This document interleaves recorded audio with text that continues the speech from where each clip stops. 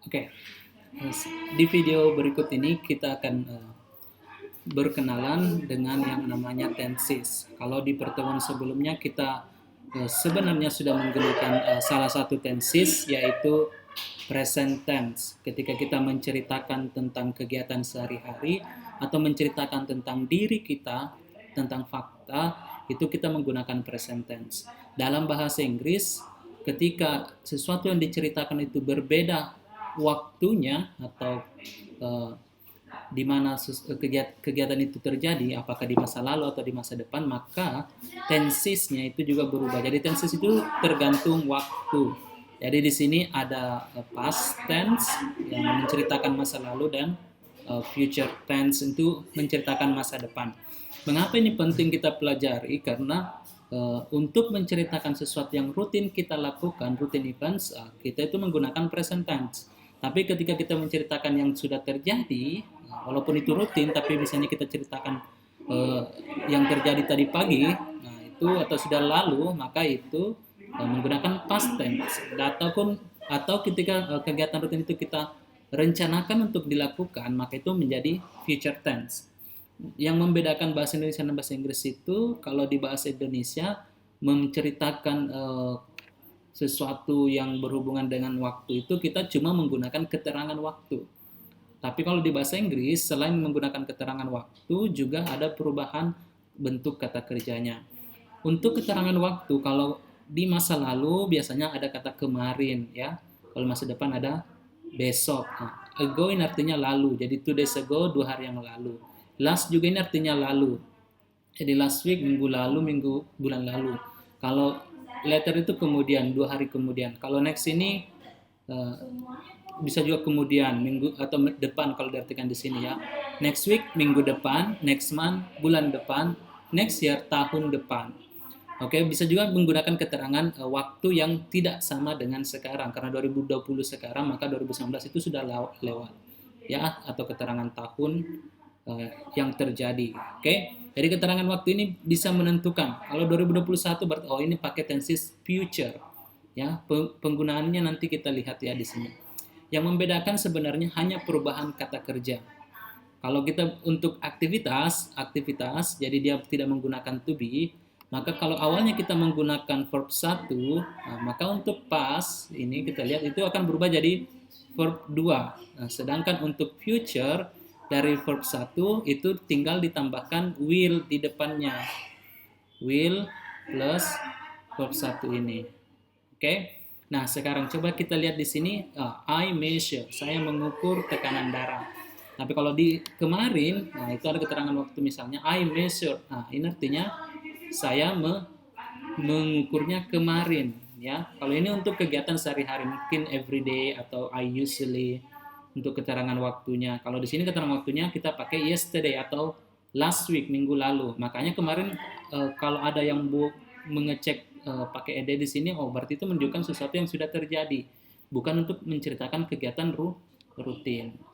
Dan untuk membuat future atau tenses future namanya, itu kita tambahkan will saja di depannya. Jadi I will measure the blood pressure of the patient tomorrow, besok atau next week atau minggu depan.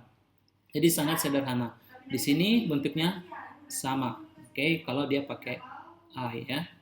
Nah, kalau untuk bukan condition, bukan aktivitas, berarti itu untuk keadaan atau condition, bisakah itu profesi atau posisi dan lain sebagainya, itu yang menggunakan to be, maka to be-nya yang berubah. Oke. Ya, kalau misalnya I am, maka di sini berubah menjadi I was. Oke. Jadi I was. Tapi ketika dia menjadi future, berubah menjadi will. Jadi kalau future itu ciri khasnya itu ada will-nya. I will. Tapi di sini karena dia to be, maka be-nya kembali ke bentuk dasar. Jadi I will be. Ini tetap, ini to be bentuk paling dasar. Oke. Nah, untuk negative sentence itu sangat mudah. Nah, kalau untuk kata kerja, kita butuh bantuan namanya to do. Jadi do, oke. Jadi ini adalah kata kerja bantu untuk kalimat negatif ditambahkan not. Jadi kalau subjeknya itu I. Jadi kalau saya tadi mengukur, kalau saya tidak mengukur, I don't. measure. Nah, jadi kalau untuk kalimat negatifnya ketika berubah jadi past, yang berubah itu bukan measure-nya ditambahkan ed di sini, bukan, tapi did. Nah, dari do-nya berubah. Jadi kalau do itu bentuk pertama, bentuk keduanya itu did. Oke. Nah, sedangkan untuk future itu kita tambahkan not setelah will. Jadi ini I will not measure the blood pressure of the patient. Untuk kalimat condition itu sangat gampang sekali menurut saya. I am tambahkan not, maka itu jadilah kalimat negatif. I was not, I will not be. Nah, sedangkan di sini kalau untuk will, setelah will baru tambahkan not-nya. Oke. Nah, past event, yang kapan kita menggunakan kegiatan tenses past itu untuk kegiatan yang sudah lalu. Oke. Biasanya untuk kegiatan yang telah kita lakukan di waktu tertentu di masa lalu. Jadi kita fokus sama waktunya di sini. Jadi kalau misalnya ada pertanyaan, what did you do? Oke, yesterday. Ini ada keterangan waktunya kemarin. Jadi jelas yang dilakukan kemarin apa. Kalau untuk kegiatan, tapi kalau untuk bukan kegiatan biasanya pakai to be where you.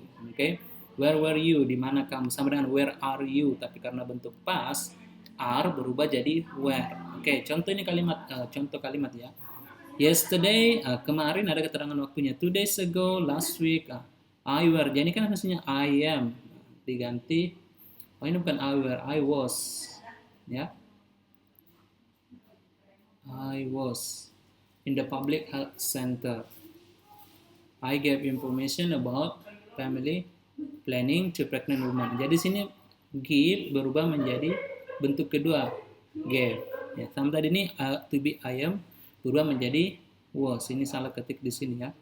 I play, ini play. Untuk beberapa kata kerja itu ada yang cuma ditambahkan ed untuk jadi bentuk kedua. Tapi kalau untuk yang tidak beraturan itu harus dihafal. Ada listnya beberapa yang saya berikan di modul di bentuk word ya, yang bisa dibaca di situ. Kemudian untuk kalimat negatif berarti kata kerjanya tambahkan didn't di depannya. I go to hospital jadi I didn't go to hospital seperti ini. Nah, ini contohnya. Nah, ini I stay, kata kerjanya stay because I was sick. Karena I am sick. Nah, jadi ini diganti jadi was. Was ini adalah to be untuk past. Oke.